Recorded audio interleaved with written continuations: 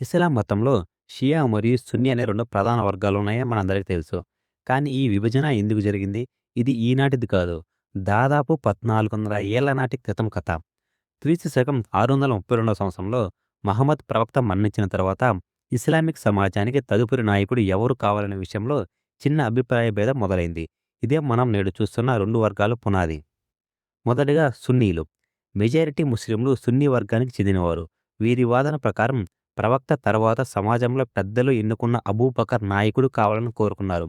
వీరు సున్నత్ లేదా ప్రవక్త సంప్రదాయాలు అనుసరిస్తారు. షియా. వీరిని షియాత్ అలీ అని పిలుస్తారు. వీరి నమ్మకం ప్రకారం నాయకత్వం అనేది ప్రవక్త కుటుంబానికి చెందాలి. అందుకే ప్రవక్త అల్లుడు మరియు మేనల్లుడు అయిన అలీ మాత్రమే అసలైన వారసుడని నమ్ముతారు. ప్రస్తుతం ప్రపంచవ్యాప్తంగా 85% నుండి 90% మంది సున్నీలు ఉండగా, 10% నుండి 15% మంది షియాలు ఉన్నారు. నేడు ఈ విభజన కేవలం మతానికి మాత్రమే పరిమితం కాలేదు. రాజకీయంగా కూడా మారింది. ఉదాహరణకు సౌదీ అరేబియా సున్నీ దేశాలకు నాయకత్వం వహిస్తుంటే, ఇరాన్ షియా దేశాలకు అండగా నిలుస్తుంది. మిడిల్ ఈస్ట్‌లో మనం చూస్తున్న చాలా యుద్ధాలు లేదా గొడవలు వెనక వర్గపోరు కూడా ఇది ఒక కారణం. అయితే ఆచారాల్లో చిన్న చిన్న మార్పులున్నప్పటికీ ఇద్దరూ ఒకే అల్లాను, ఒకే ఖురాన్ నమ్ముతారు. కేవలం చరిత్ర జరిగిన ఒక రాజకీయ నిర్ణయం నేటికి ఈ 2 వర్గాల మధ్య దూరాన్ని పెంచుతుంది. మరిన్ని ఆసక్తికరమైన వీడియోల కోసం మన ఛానల్ సబ్స్క్రైబ్ చేసుకోండి. Thanks for watching.